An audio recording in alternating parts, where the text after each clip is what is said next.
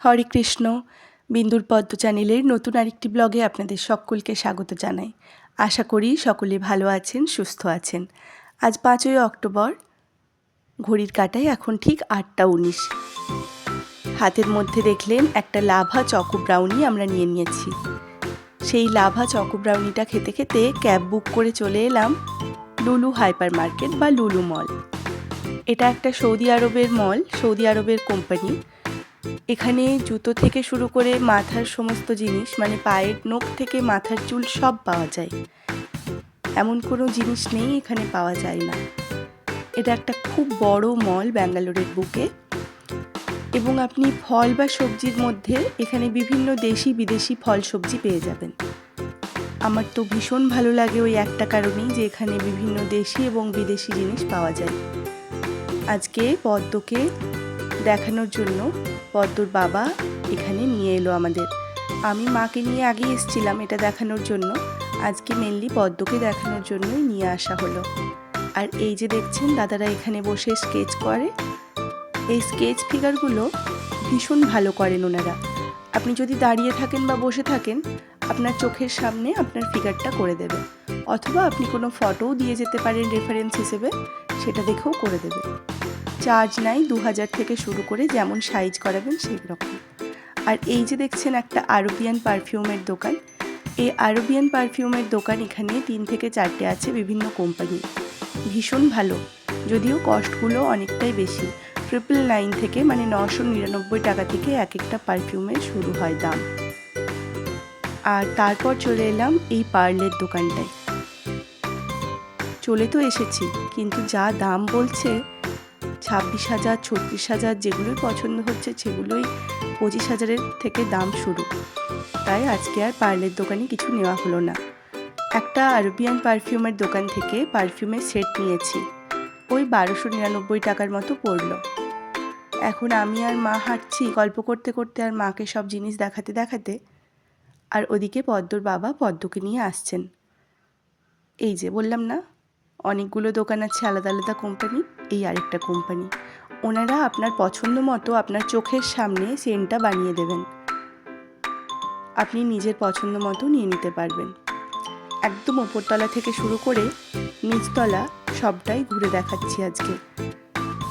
অবশেষে চলে এলাম নিত্য প্রয়োজনীয় জিনিসের দোকানটায়, মানে বিভিন্ন গ্রোসারি, বিভিন্ন কসমেটিক্স যেখানে পাওয়া যায় সেখানে। আর দেখুন এখানে পদ্মকে আমি কার্টের ওপর বসিয়ে নিয়েছি।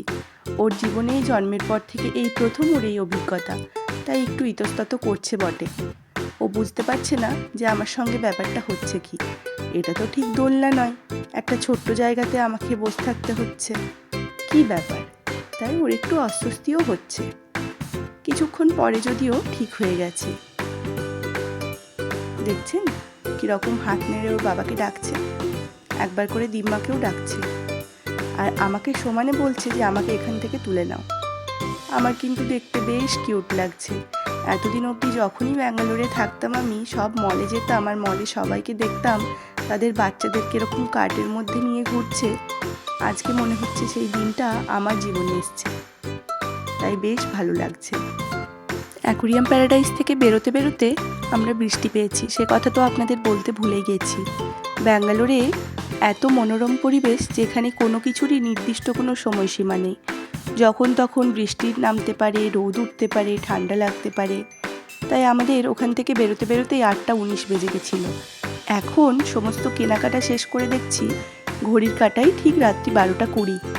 পেটে দেখছি ছুঁচো ডন দিচ্ছে। পদ্মর বাবার তো মুখ থেকে আর হাসি বেরোচ্ছে না, ওটা হাসি কান্না মিশ্রিত একটা ব্যাপার, এত খিদে পেয়ে গেছে। এখানে উনি হাত ধুতে শুরু করেছেন, কখন খাবার আসবে সেই তাগিদে। কোথায় এসছি বলুন তো?